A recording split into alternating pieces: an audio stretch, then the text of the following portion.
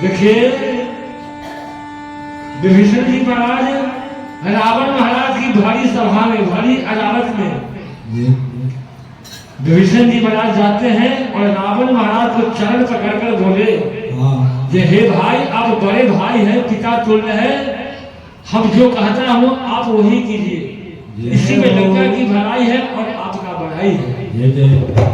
हे भाई, प्रभु श्री राम जी इतना कोमल स्वभाव के हैं, जब उनकी शरण में आप शरणागत होंगे तो एक भी अपराध प्रभु अपने हृदय से नहीं लगाएंगे। हे भाई, आप उनकी शरण में चले जाइए, हमारे साथ चलिए, इसी में लंका की कल्याण है। देखिए, धर्म की बात कहने पर भारी सभा में रावण महाराज विभीषण जी का बात मारे हैं और लंका से जाने को आदेश दिए। अब विभीषण जी महाराज अपने भाई रावण महाराज के वचन को निभाने के लिए अब लंका को त्याग कर अब रघुनाथ जी के शरण में जा रहे हैं। इसलिए कि रावण महाराज को आदेश है, विभीषण, कि इस लंका का दाना पानी खाते हो, इस राज में रहते हो, जिससे हमें दुश्मनी है उसको गुणगान कहने को कहते हो, इसलिए लंका से जाने को आदेश देते हैं। अब विभीषण जी महाराज लंका को त्याग कर रघुनाथ जी के शरण में जा रहे हैं। विभीषण जी महाराज बोले, भाई, लंका छूट गया कोई गम नहीं, धन दौलत छूट गया कोई गम नहीं, रघुनाथ जी से प्रेम भाव नहीं छूटना चाहिए, रघुनाथ जी की चरणों की दर्शन नहीं छूटना चाहिए।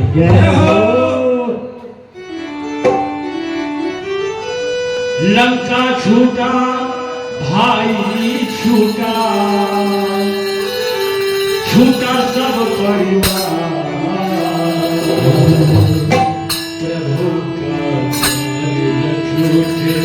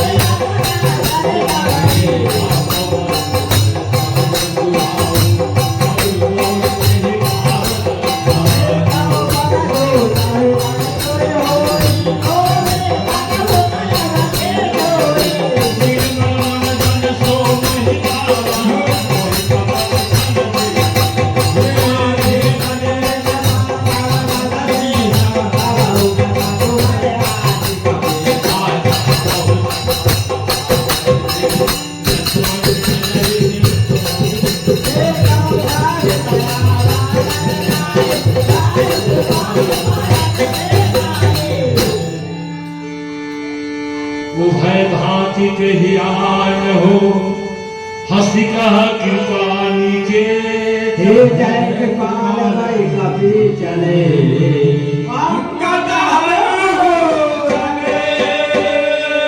देखिए अमर विभीषण जी महाराज लंका को त्याग कर समुद्र पार करके अब रामादन के सारे बंदर भालू के समीप आते हैं और सब मिलजुल कर रघुनाथ जी के शरण में अब विभीषण जी महाराज रघुनाथ जी की शरण में आए हैं। रामादन के सारे बंदर भालू के समीप है, एक साथ है, रघुनाथ जी की शरण में खड़े। विभीषण जी महाराज बोले प्रभु हम तो इतना पतित हूँ, इतना अधर्म हूँ जो क्षमा लायक भी नहीं होते। जय हो। देखिए भगवान भाव की भूखे हैं। निर्मल मन जन सोहि पावा कपट छल छिद्र भावा। देखिए भगवान विभीषण जी महाराज को गले से गले मिलते हैं, भक्त और भगवान का मिलन है। मुझे दास बना कर रख लेना रघुनाथ